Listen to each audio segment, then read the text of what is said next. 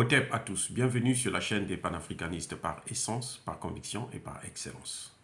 Celle des citoyens qui émitent par nécessité et obligation de combat. Nous sommes une chaîne qui n'est guidée que par nos ancêtres et rien que par les ancêtres qui appartiennent à l'égrégore du monde noir. Par conséquent, nous ne croyons en aucun Dieu venu de l'étranger.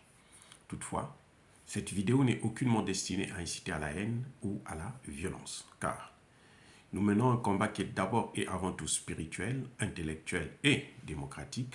Ensuite, il est politique, géopolitique et géostratégique contre l'impérialisme, le colonialisme, le néocolonialisme et l'endocolonat, qui sont tous qualifiés de crimes contre l'humanité.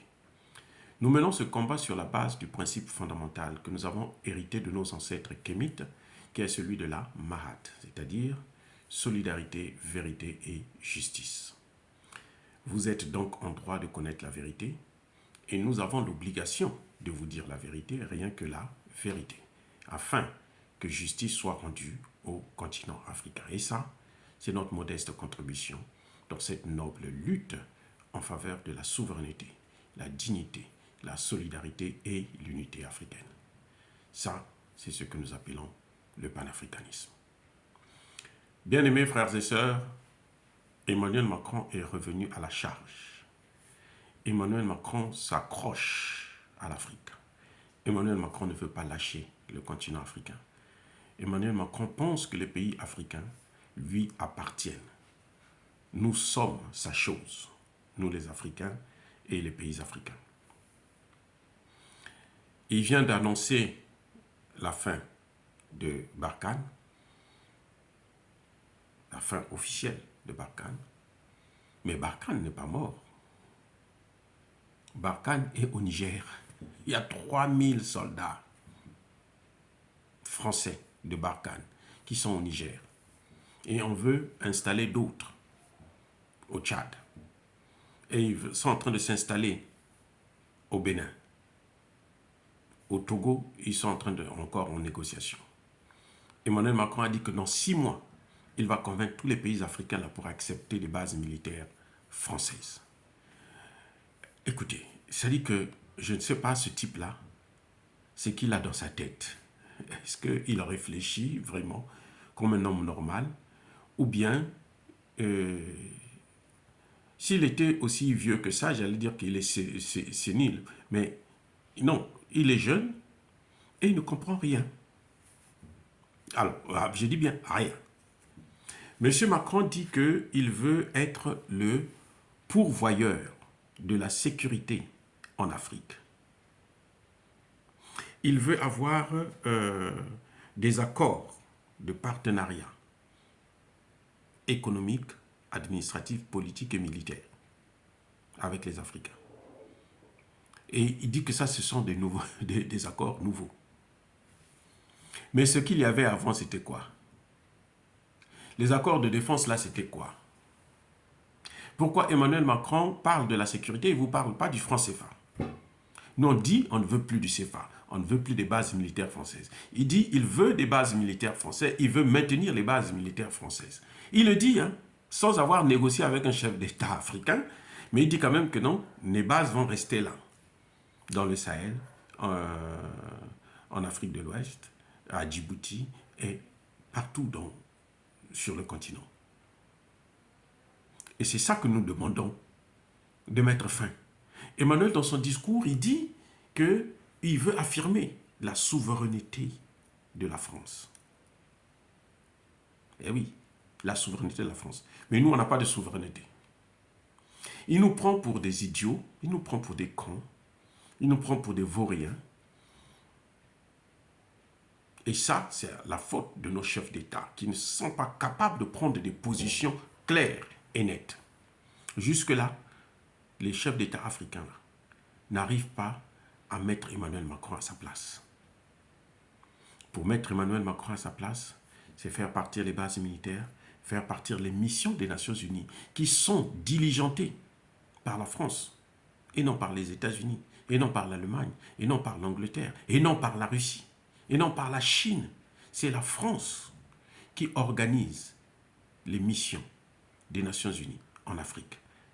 Parce que le sous-secrétaire d'État chargé aux missions de maintien de la paix a toujours été un Français depuis la création des Nations Unies. Et c'est ce que je crois devrait changer dans l'immédiat. C'est la France qui détient ce qu'on appelle le pen holder. C'est-à-dire que c'est la France qui prépare des résolutions des Nations Unies, du Conseil de sécurité, pour les pays africains. Alors que ce n'est pas un pays africain qui lui a donné ce droit de nous représenter, de parler à notre nom, de parler pour nous, pour notre compte, de réfléchir à notre place. Là, il fait un discours, il venait de faire un discours à Toulouse, je crois, où il annonçait la fin de Barkhane. Mais il dit qu'il doit maintenir les positions militaires françaises. La Russie n'a pas de base militaire en Afrique. Oh, bien-aimés frères et sœurs, la Russie n'a aucune base militaire en Afrique. Même pas au Mali, même pas au Centrafrique. La Russie n'a pas de base militaire. La Russie a des accords de coopération, c'est-à-dire qu'elle nous fournit des armes. Elle nous fournit la technologie, elle nous fournit le renseignement, elle nous assiste dans le domaine pointu de l'équipement militaire et puis de la formation de nos armées. La France a été là depuis les indépendances. Les accords de défense, c'est ça. Ces accords de défense avaient pour but de maintenir les puissances africaines, les pays africains, sans armée. Et oui, c'était ça exactement la finalité. Ils ne doivent pas avoir une armée, ils ne doivent pas avoir une monnaie. Sinon, ils seraient autonomes. Et la souveraineté, en fin de compte, la souveraineté dont on parle, la souveraineté, c'est ça, parce qu'en France, il n'y a pas de base militaire étrangère. Eh oui, les gars, en France, il n'y a aucune base militaire américaine ou allemande sur le sol français. Pourquoi la France doit avoir des bases militaires chez nous? Si elle veut une coopération militaire, mais elle n'a qu'à rester chez elle. Et si nous, on a besoin d'équipement, on l'appellera, on vient, on achète les armes et puis on amène chez nous. Si on a besoin de former des cadres qui vont utiliser les armes qu'on achète sur les Français, comme on fait avec la Russie, eh bien, soit on envoie nos militaires en France, soit la France envoie quelques instructeurs qui viendront nous apprendre pendant 1 mois, 2 mois, 6 mois, comment il faut utiliser ces armes. Ce n'est pas, il n'y a pas de coopération lorsque vous êtes soumis. Hein, vous avez un épée de Damoclès sur la tête. Et ça, ce n'est pas la coopération, ça. C'est-à-dire que Emmanuel Macron se passe pour un homme trop intelligent et il pense que les Africains sont aussi stupides que ça. Oui, nous avons des chefs d'État africains qui ne comprennent rien du tout. C'est vrai. Ça, c'est le problème que nous avons. On le voit avec le cas de Tshisekedi, qui n'arrive pas à prendre des décisions justes pour équiper son armée. Il est là à divertir le monde, à faire venir les Kenyans, les ceci, les cela. Tous, ce sont des anglophones qui sont soutenus par les États-Unis, par l'Union européenne. Donc, qui vont venir pour faire passer le temps, laisser au M23 et aux Rwandais le temps d'occuper le maximum de territoire qu'ils veulent et puis après prononcer la division de fait. La coopération d'égal à égal ne se fait pas sous la pression militaire.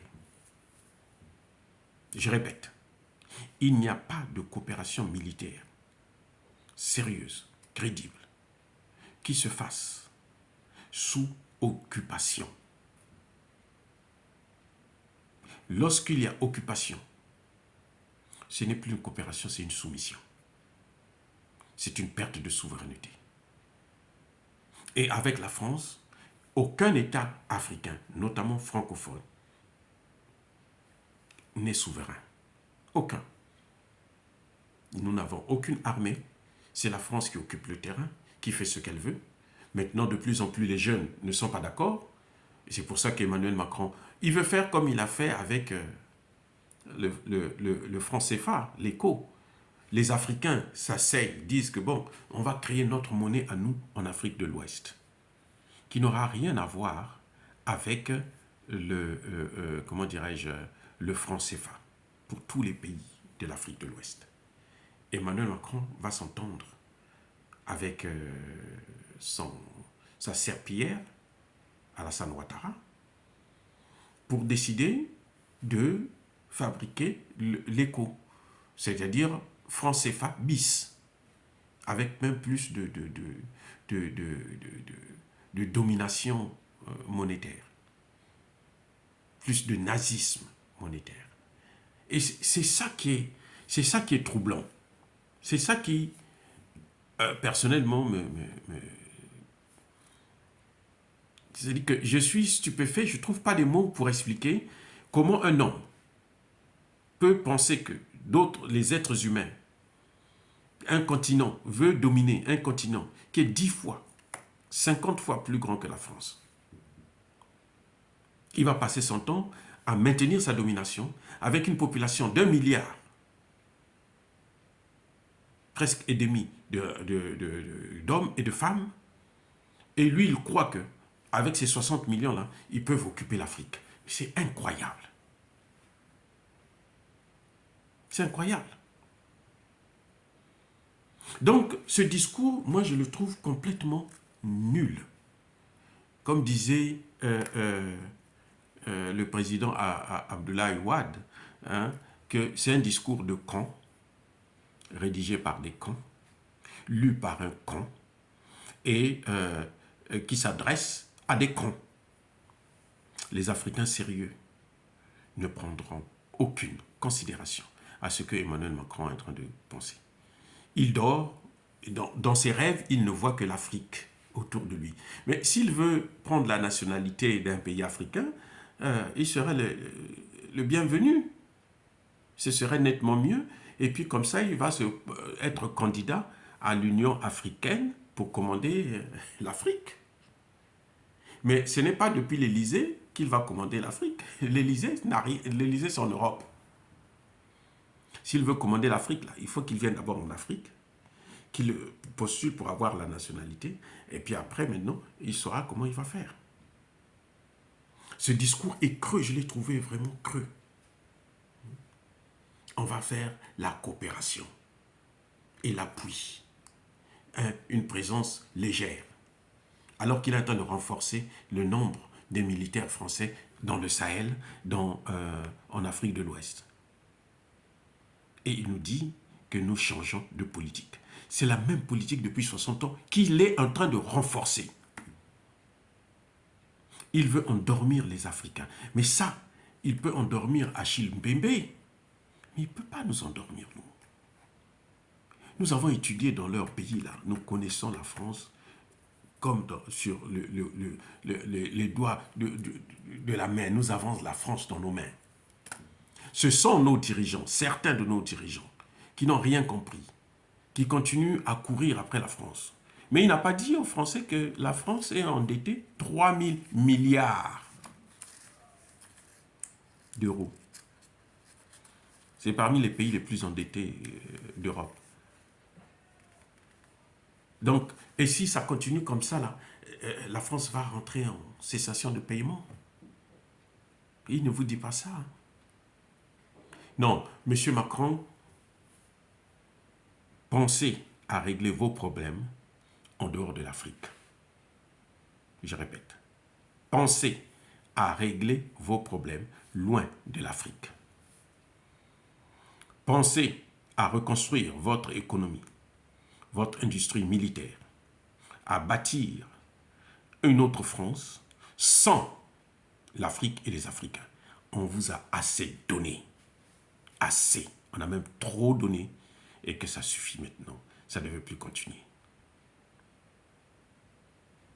Ces histoires-là que vous nous donnez 6 mois. On va voir dans 6 mois ce qui va se passer. Si dans 6 mois, on va voir si vous allez encore avoir une base militaire française. On va voir quel est le pays africain qui va s'engager pour avoir une base militaire française chez lui.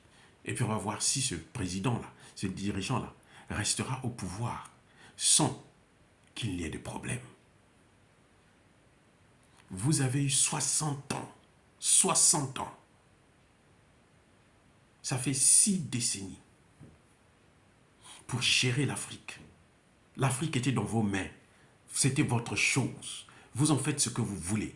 Vous prenez ce que vous voulez. Vous vous êtes développé, vous vous êtes enrichi. Et maintenant, nous on dit, ça suffit. Laissez-nous maintenant vivre loin de vous. Et vous nous dites que nous sommes manipulés par les Russes, par la Russie. Non. Assumez votre passé colonial, esclavagiste, et vous allez comprendre ce que les Africains sont en train de comprendre. Ce que les Africains savent. On n'est pas aussi bête que ça. Si vous croyez que nous sommes bêtes, c'est que c'est vous qui l'êtes. Il n'y a pas plus idiot que quelqu'un qui qualifie une autre personne d'idiote alors qu'elle sait que cette personne n'est pas idiote. Oui. Quand vous êtes conscient que la personne là, avec laquelle je suis en train de dealer n'est pas bête, mais vous le traitez comme si c'était un con, un vaurien. C'est que c'est vous qui êtes un vaurien. L'Afrique en a marre de la France et de son esprit paternaliste, de cette domination, de son manque de respect, de traitement avec condescendance. L'Afrique veut sa liberté, la liberté de sa souveraineté. C'est ce que nous voulons. Et pour cela, nous avons besoin de se débarrasser des bases militaires françaises, mais aussi de la monnaie française, le CFA. Que cela soit clair et net. Oh, bien-aimés frères et sœurs, dire cela c'est inciter à la haine ou à la violence? Non. Yaba, colère, V, Yamalem. Je persiste et je signe. Soyez bénis par le Dieu des Kémites. Et que tous ceux qui persécutent le continent africain, les Africains, et notamment les panafricanistes, tous ceux qui pillent et déstabilisent l'Afrique, qu'ils soient maudits, qu'ils soient punis, qu'ils soient écrasés, qu'ils soient foudroyés par le Dieu des Kémites et par nos ancêtres angélisés. J'ai dit et j'assume.